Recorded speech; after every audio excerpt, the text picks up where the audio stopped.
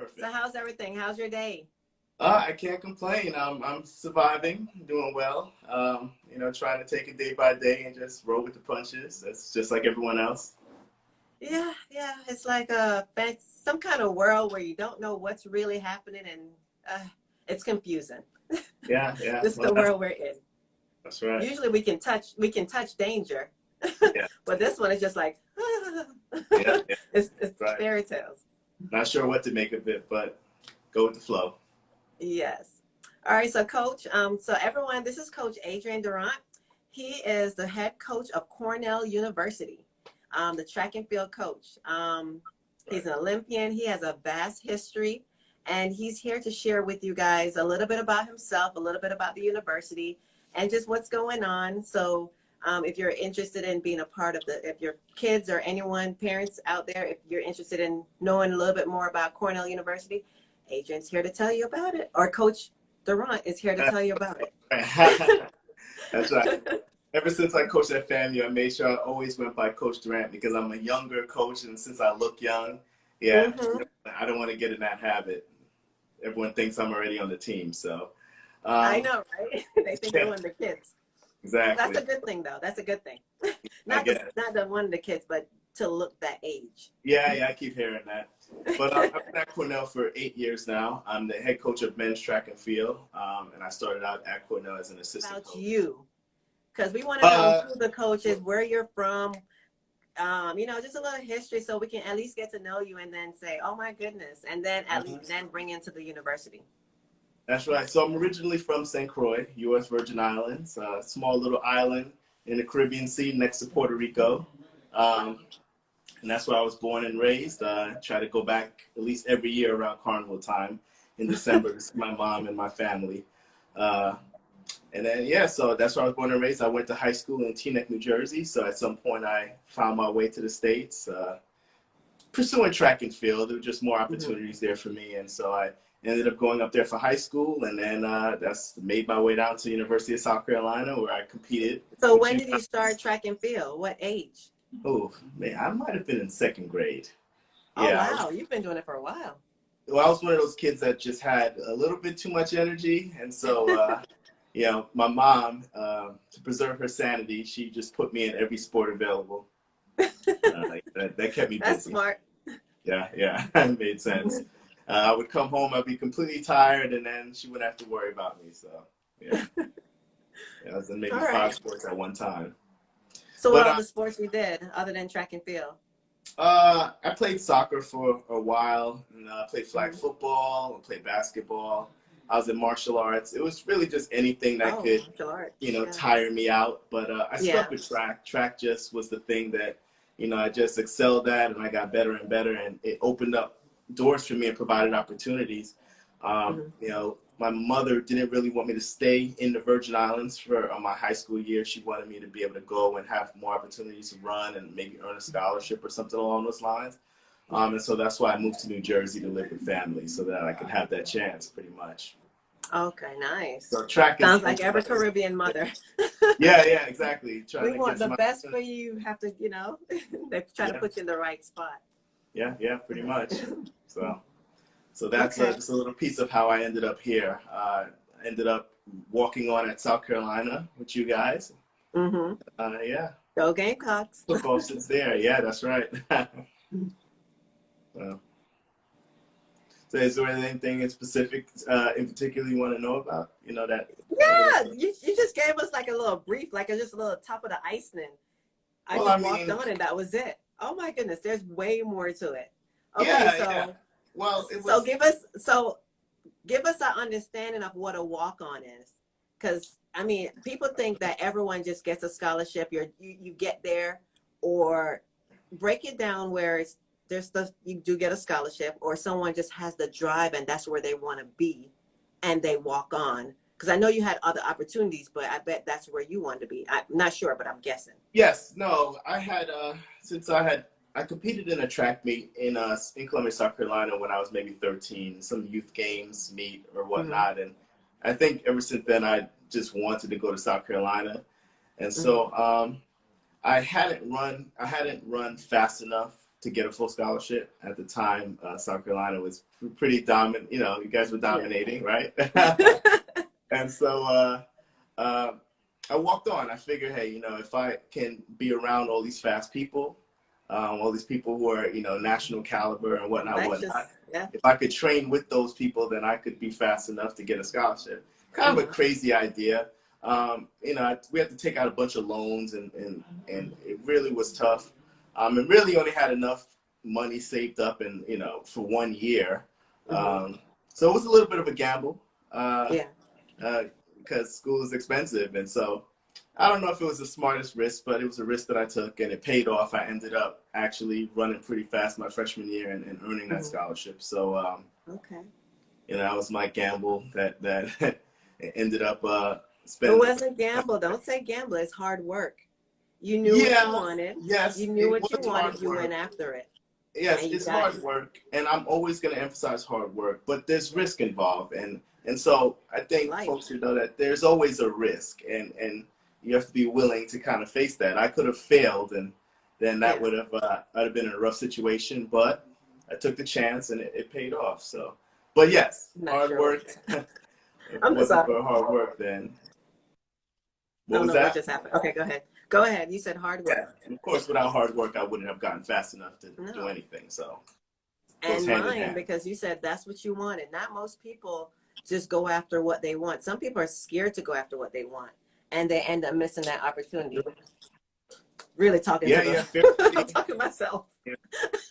Fear can be very limiting. You know, you're afraid of the unknown. You're afraid of what's going to happen. You're afraid of, you know, really taking a chance and then failing.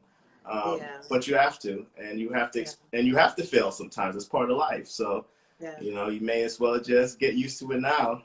It happens. And it's good that you had that support system, because you didn't just, it's not just you believing, at least that's what I'm reading into it. You also had people that believed in you. Yeah, so when you have other people believing in you, my mother, my family, I've had lots of support. You know, my mother made sure I never missed a track practice, so that plays a huge part. I love to hear when the parents, and I mainly like when people talk about their parents that gave them the support, because it also, other parents are on here and they need to understand that supporting their kids, it's so important. It's so important. It takes them to another level, especially with their hearts. Yes, the parents, I mean, they have to help build that foundation. So the fact that I never missed track practice, that's a big thing. You know, my mother always supported what I did. But not only that, it's not only just about me not missing practice, but her making sure that I was always at practice. And so you gain that consistency because you're always at practice. You're going to get better, and you're going to gain confidence, which, you know, so you start seeing that you're getting better, so you're seeing the fruits of your labor, and so it's a whole learning experience. But the parent plays a huge role in that. You know, it's just like in academics. So, no, my mother was my mother and my grandmother were, you know, huge factors in grandmother, I'm jealous. Exactly, and where track and field inevitably led me. Absolutely. Yeah. Okay, so you walked on to University of South Carolina. You worked your behind off with the support of your family, your mom, your grandma, everyone around you. That's right. And you got a scholarship. So now that you have the scholarship, who were your role models? I mean, I know you on the team, you might have find someone and like, okay, I know that person is doing this. Or how did you get motivated? Just keep on driving, keep on grinding. That's a good question. Well, I mean, the team that we had at the time that we walked onto was pretty strong. We had a lot of fast folks, and so it wasn't hard to find motivation when, you know, I was competitive, and so my whole mindset was that if I went around these fast people, that I could be just as good as them. And so training with those folks made me better. But some of them, I mean, you know, like Otis Harris, for example, he's one person that I trained with. Well, he ended up getting an Olympic gold and silver medal. So I never beat him. And so that keeps you motivated because you're working hard and you're getting better, and you're not thinking you're hitting a potential, because look at these folks, they're still, you know, world class. And so there were a lot of world class people in that group. So I used to train a lot with Otis, Jonathan Fortenberry. As we all know, he was had that amazing anchor leg in 2002 on the 4x4 at the national championship. And so anytime I got the opportunity as a walk-on, I would just go run after those guys and train after those guys and get my butt kicked all day long. Yeah. And so I looked up to them because they were just really good, and it was good motivation, pretty much. And so that got me through, you know, the tough times as well in track and field, because I had goals of competing in the Olympics since I was maybe in, I don't know, 3rd grade or whatnot. Oh, wow. Wanted to go to the Olympics, and so that was a big motivator for me too. And I always say that it's important to understand what your motivations are, intrinsic and extrinsic. What are the things that are causing you to do this? Track especially, because track is not an easy sport, as we all know. It is not. We're working very, very hard to maybe possibly get 1/10 or 100th of a second faster. That's not, you know, you're not getting a lot out of all these hills that you're running. No. And so it's one round, it's one go. You do have to have something in the back of your head that's just making you continue to go out there to endure all of this. And for me, I wanted to represent the Virgin Islands in the Olympics. And so that was a big thing, and that was a big driving force. And I was luckily able to do that in 2004, representing the Virgin Islands in Athens. So that was. So were you still in college then, or was this after college? I was still in college. I was at South Carolina. This was at the end of my sophomore year at South Carolina. So. Okay. Yeah, it's well, kind congratulations, Olympian. Yeah, thank you. All right, so from Olympics to head coach at Cornell University. I mean, how did that happen? A lot of stops in between. I mean, what's the steps? So, like most college track athletes, wanted to go pro, and right after college, I moved to Virginia to train. I joined a training group up there with LaShawn Merritt and some other folks, and we pretty much just trained, traveled to competitions. I continued running, representing the Virgin Islands for a couple of years, and then at some point, I ran into a lull where I wasn't getting faster. It was becoming kind of tougher to survive. Track isn't a big money sport if you're not the best, and so expenses start picking up, and so it's time to find a job. And I had an IT degree. Let me say, hold that thought. So for the people out there that's listening, track also is a stepping stone. Yes, some people make it, but also it's not just, I'm going to just be an Olympian, I'm going to make it and that's it. It's a stepping stone for education. So look at it as that, to balance it, especially, you know, finance-wise. Some people don't have the finance to make it a school. So look at it as that scholarship is, you put it together with your academics, and it's a stepping stone. Now, other people use it as a stepping stone for college, but then other people use it as a stepping stone for the Olympics. So that's just a thought. Go ahead, Coach. So, almost lost my train of thought. So Sorry. No, it's okay. No, that was a good point, though. Track is, yes, you know, everyone wants to run fast, but you should also it's a time and place. You should think of your other opportunities outside of track, which is why, you know, a place like Cornell is so good, because you get one of the best degrees in the world and you still can run fast.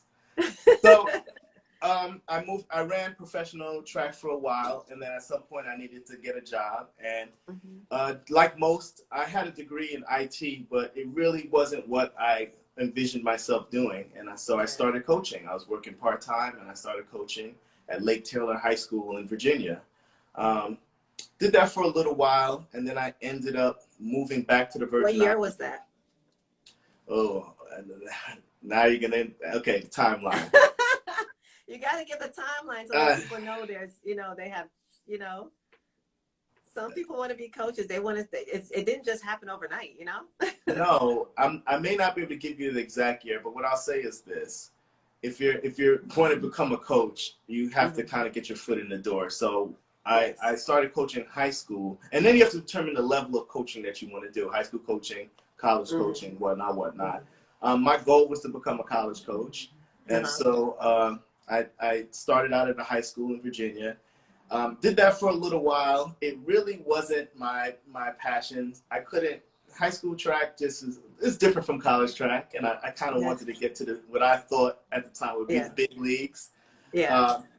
And so I was looking for more opportunities, and I couldn't really find one. then eventually I ended up volunteer coaching at University of Illinois. So I ended up just packing my stuff and moving up there. And then after that, I volunteered at Florida A&M University, where I coached the jumps. And then my second year. Wait. You're a sprinter coaching the jumps? How did you learn about the jumps? Yeah, so it's in your best interest as a coach to learn as many event groups as possible. Jumps, I kind of always understood the jumps because I grew up as a long jumper as well, and my coach growing up was one of those teaching coaches, so you just really get a good understanding of what you're doing. And honestly, sprints, the 100 meters and the long jump, the same you're doing the same thing. I mean, you're doing the same thing. So you get a long jumper faster, and guess what? You're flying. Exactly. So I coached jumps at FAMU, and that went well. I actually had a conference champion, 2 conference champions, and 2 All-Americans. And so based off of that, I was able to get the assistant position at Cornell. That was maybe, when was that? That was maybe 2012. So I started at FAMU in 2010, and then I was at Cornell in 2012. And I got hired at Cornell as men and women's sprints coach. So that's big. Because you know the sprints, yeah. For one thing, you have to be a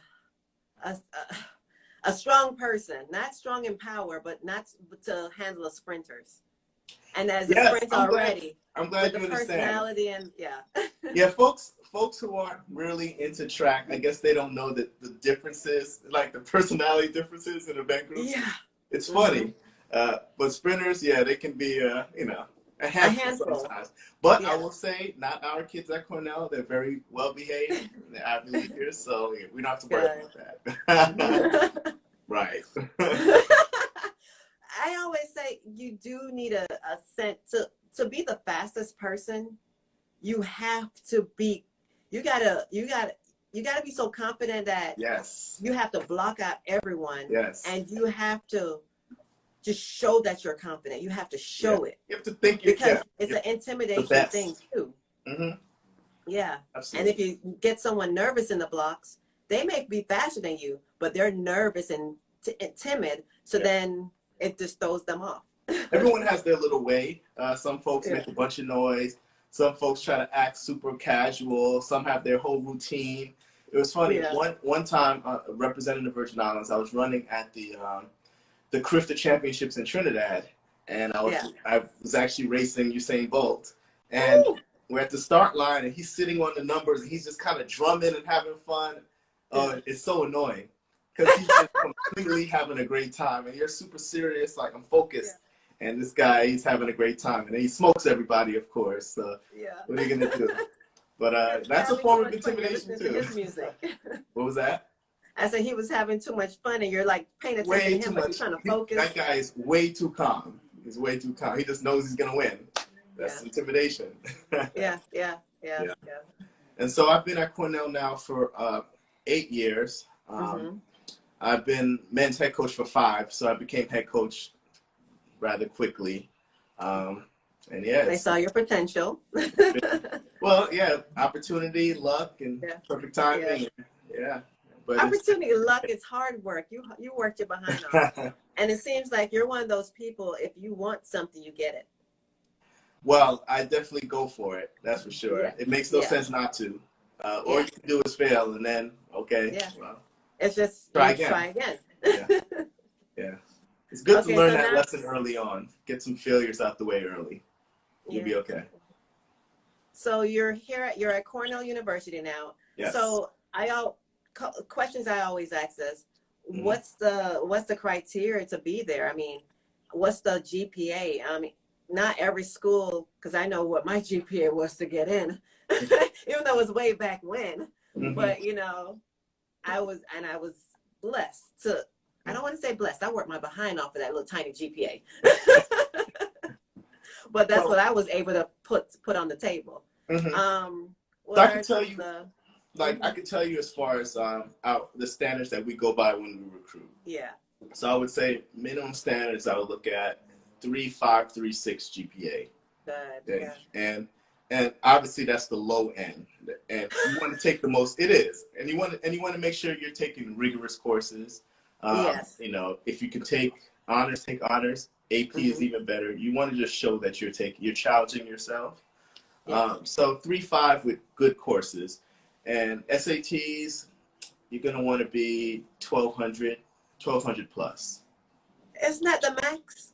That is not the max, no. Oh. You're going to want like 600 on your math, 600 on your reading, essentially. Okay. Roughly 1,200. And that's just to get started. So guys, learn your words. Huh? What's that? I was telling everyone, make sure you know your words. Word count. So SAT is one of those things you just have to kind of prepare for it, right? You get the specific study stuff. All the I tools out thought there. that one was a little easier, but it's something that you have to learn throughout your life. SATs. SAT, if you miss a gap of it, you're. Well, I don't know, because some people would say that they've gone through school and the SAT is pretty unique, and I know they're trying to make things closer to what you actually learn in a curriculum, but I would just recommend actually preparing for it. Get some SAT prep materials. There are free ones out there. And just prepare, take the practice exams, and if you do that enough times, you'll be fine. Okay. Just have to put a little work into it. That's all. Yes, you do. But if you're 1,200-ish, you're 3.5, then you could be recruited by an Ivy League school, one of the best schools in the world, and then we need to talk about the financial piece, because that's always the big question. Well, the Ivy League schools, including Cornell, we don't have scholarships. It's all need-based financial aid. It's based off of your household income. And so, that might be confusing to some, but pretty much if your household income is below a certain level, you wouldn't pay. Mine was. Yeah. That's how I got into school. I'm not going to lie. So there's a chance that you wouldn't have to pay much or anything at all. And so we have a process. There's a financial aid calculator. We also have a process where we can go through that and figure that out. And so it's those are answers that you want. Can you what academics can I get in, and can I afford it? Yes. And because I know some schools, there's some great kids out there, but there are no, the coaches do not, sometimes the coaches move around so much, they do not have someone to help with that information. I know that's, I'm sorry? Yeah, info does fall through the cracks, yeah. Yeah. So I'm trying to figure out I guess that's a program that we need to make sure we have in place, where kids know what's going on, or what's the step to make sure they're in the right category, the right box every year. I would say build up a list. Unless there's something, if there's something else, Facebook, Instagram, if there's a program out there, let me know, because I can put that on my website to let kids know how to make sure they know what box to check before they're ready for college. Well, I would say folks should figure out the type of school that they're looking for, what they're interested in. And then if it's about, that school's track program, they should actually look into it, and they should reach out to the coaches. It's big. Getting an email saying, hey, coach, my name is so-and-so. These are my events. This is my GPA. These are my best times. I've been following your program. I'd love to, get some more information about it. That's how you get ahead of the game. You reach out. You can send out, and please make sure you're putting the right school in your email. Don't just copy and paste. Go through it. Make sure, because that's, yeah. Yeah, that happens too. Yeah. Okay. So please tell everyone how they can reach out to Cornell University and reach out to the track and field program. Email's the best way. My email address, akd72@Cornell. You mind putting it in the comments just in case? Okay, sure. Wait, after. Or you can do it afterwards. Actually, you can do it afterwards. Yeah. Yeah. Right. Send it all out. Yeah. So, okay. So, but say it also, just in case. akd72@cornell.edu, and yeah, that's pretty much the best way to get in touch with me through email. I always check my emails. Goes right to your phone, right? And that's the best way, I would say, to reach out to most coaches. If you're trying to really get some information, email. Don't be afraid. I just thought about it. I just went all about your history. How was the COVID? I skipped all of that because I kind of want to know a little bit No, about your that's okay. Olympian. So Um, how did that affect the team, and how was the team?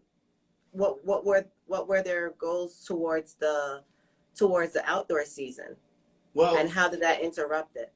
Well, we hosted our indoor conference meet this year, and there was a Mm-hmm. lot of energy. The women's team, our women got third, our men got fifth, and Oh, so congratulations. they're pretty enthusiastic going into the outdoor season.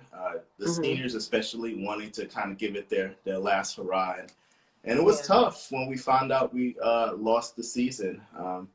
The Ivy League was it was the first conference to kind of shut things down, which is Yeah. responsible, which was smart. Mm-hmm. Yeah. Um, Ahead of the game as usual, but it was tough for the seniors because although at some point they understood why this had to happen. It's tough when Yeah. you're thinking, hey, my senior year, this is it, my last time to do it for the team and reach my goals, and then you find out you don't have an outdoor season. So it was an emotional time, and tough for everybody, but you have to adjust and stay flexible. So Okay. yeah. I think that's it. I think we touched on everything. I was just so interested. I was so interested in your history that I totally forgot all about that. We could do this again. We could chat some more. Don't worry, you're going. So everyone will be on Facebook Live in about 2 minutes. We're like 9 minutes over, but that's fine. So you'll hear a little bit more about. Hopefully, no technical difficulties. We'll work that one out. Yeah. So guys, thank you again for coming and showing up and learning about Track Fit. We're going to be an umbrella for the track and field programs in our community and your community.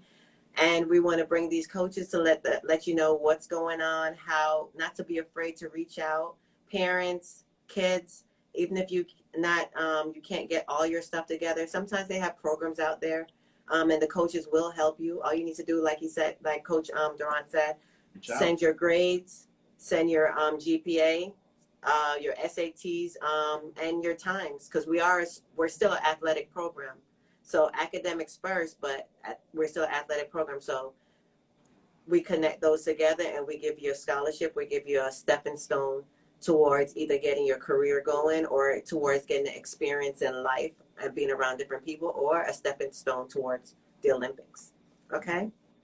So thank you, Coach. Thank you for coming, and I will see you Thanks in for the invite. 1 minute. All right, see you soon. Facebook Live, guys. Say something. What did you say, Coach? No. I'll see you there. All right. All right.